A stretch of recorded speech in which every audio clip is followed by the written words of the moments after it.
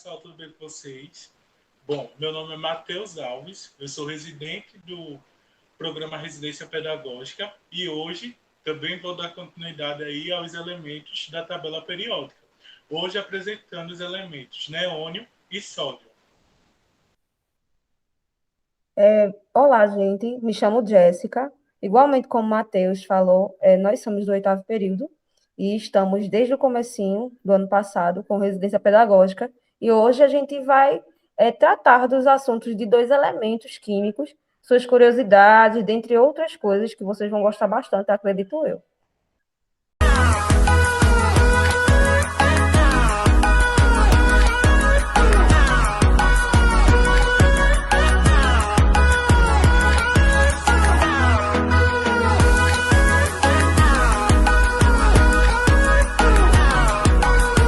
Bom, pessoal, como eu já tinha falado anteriormente, né? Hoje a gente vai falar um pouquinho sobre o neônio e sobre o sódio. Eu inicialmente vou começar falando sobre o neônio, né? Que é um elemento aí classificado como gás nobre, né? E também algumas tabelas periódicas traz esse neônio aí com outro nome, que é o neon.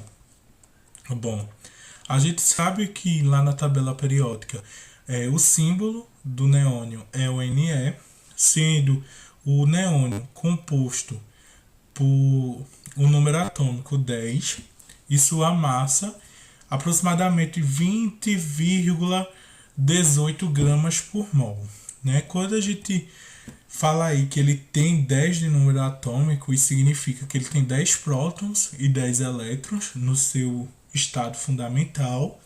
E quando a gente olha a sua distribuição eletrônica, lá na distribuição eletrônica de Linus Pauling, a gente tem lá um S2, 2S2 e 2P6, sendo o primeiro elemento químico aí com sua camada de valência preenchida com 8 elétrons.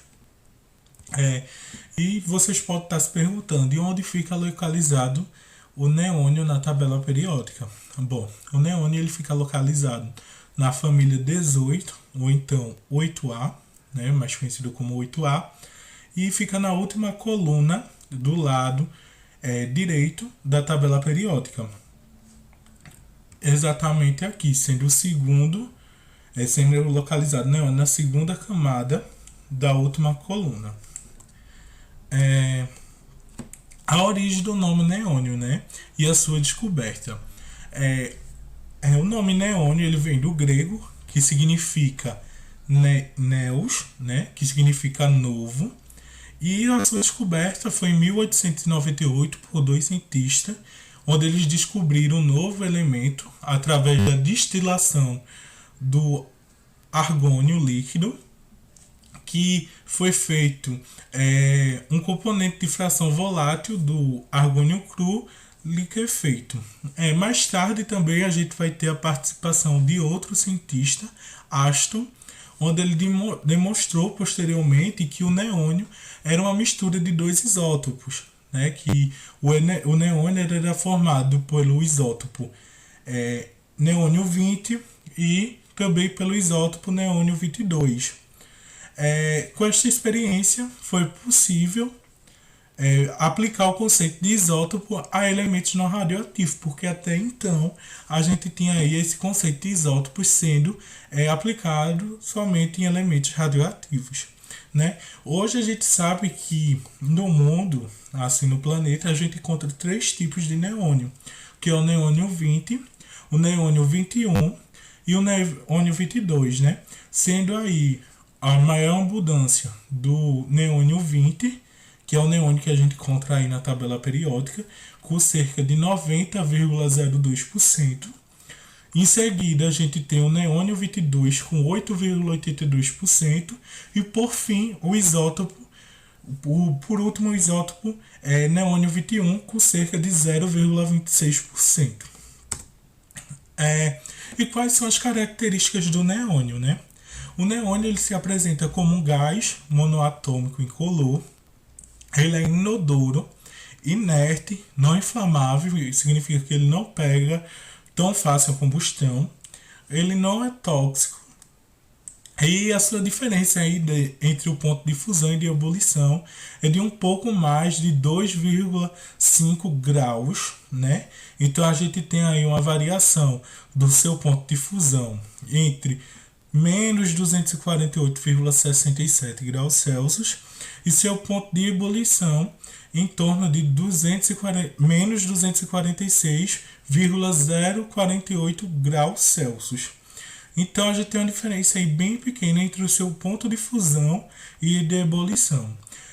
O neônio está presente na atmosfera na proporção de aproximadamente uma parte para cada 65 mil, desculpa, partes de ar. Então a gente tem uma proporção aí bem grande, né? A diferença bem relevante aí do neônio dentro do ar atmosférico.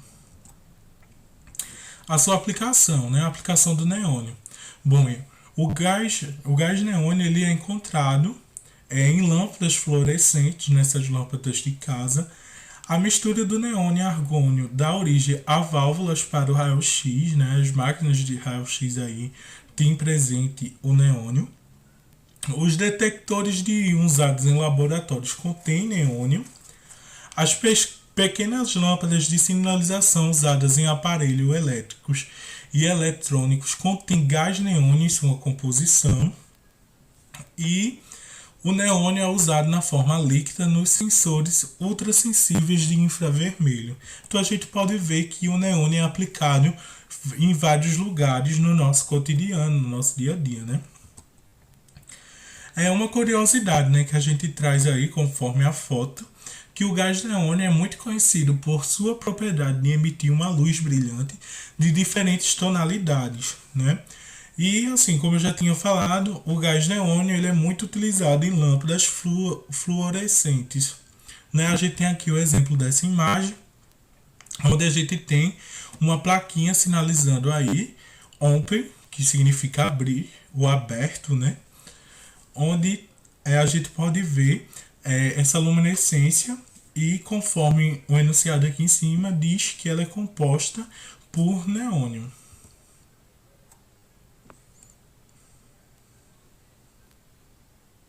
Bem, gente, dando continuidade ao conteúdo que já foi falado anteriormente sobre o neônio, agora a gente vai ver um pouquinho sobre o sódio.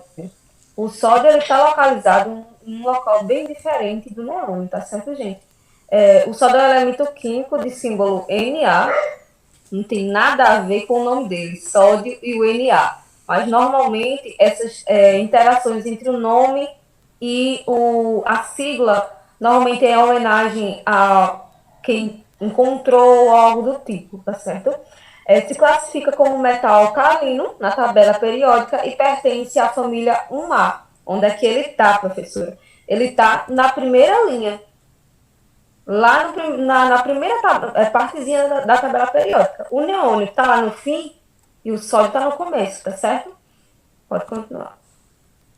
Outra coisa também, antes de passar, a gente tem o número atômico dele 11, consequentemente os prótons também têm 11 e os elétrons também, como a gente conhece, que tem os mesmos valores, tanto próton, elétron e nêutron. Quando não temos íons, tá certo? Íons significa aqueles elementos com carga, tá bom? Como não tem carga nenhuma, todos os números atômicos de elétrons e prótons vão ser iguais. E a massa é 22,9898, que quando a gente arredonda vai para 23, tá certo?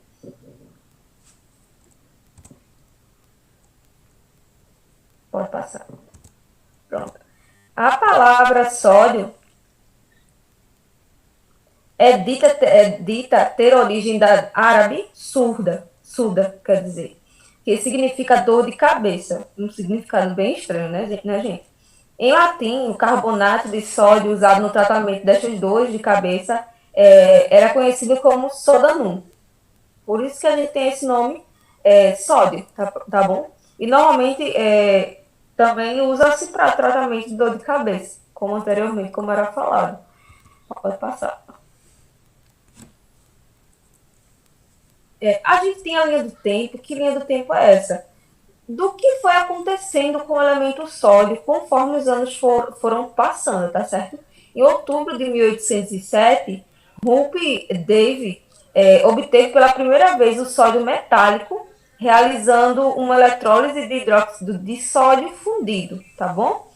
Em 1808, Louis Joseph e Guy Luzan e Louis Jack Ternant conseguiram obter o sódio aquecendo intensamente soda cáustica com limalhas de ferro.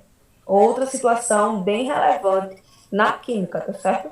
Em 1814, o químico sueco John Jacob Berzelius publicou pela primeira vez a abreviação Na para o sódio, tá certo?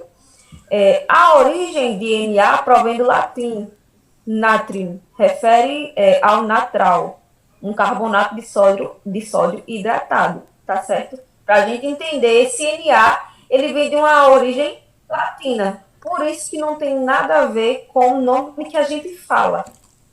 Sódio começa com S, só que na sigla de DNA. Continuando com essa linha do tempo, a gente em 1855, Henry Saint Clair Davy desenvolveu o primeiro processo industrial para a produção de sódio metálico, partindo da redução de carbonato de sódio com carbono em temperatura mais alta do que 1100 graus Celsius, tá bom?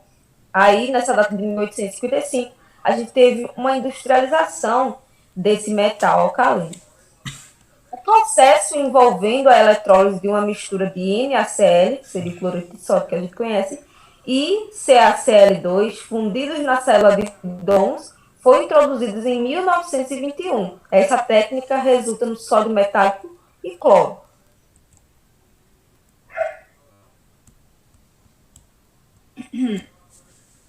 As características do sódio.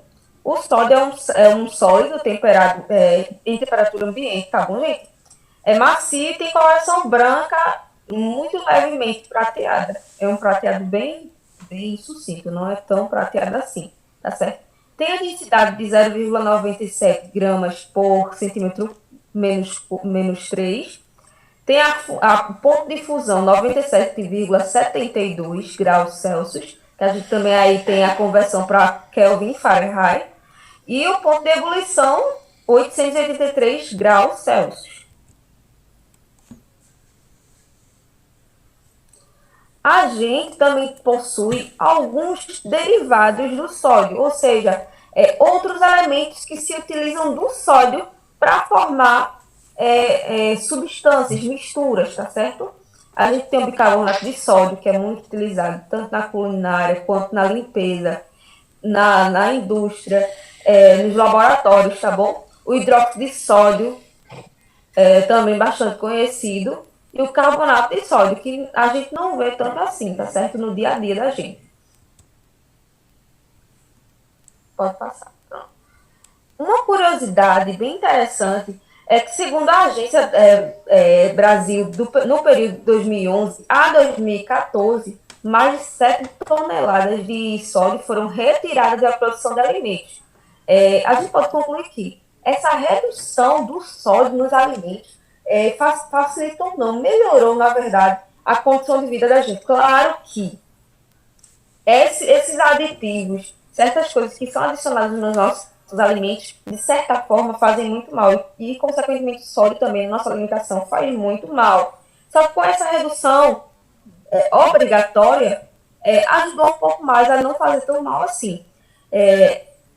Os produtos alimentícios eles foram proibidos 7 toneladas na área da indústria, através de acordos entre o Ministério de Saúde e a Associação das Indústrias da Alimentação. As indústrias que não aderem às quantidades permitidas são notificadas pelo Ministério da Saúde e, consequentemente, elas são multadas, tá certo, gente?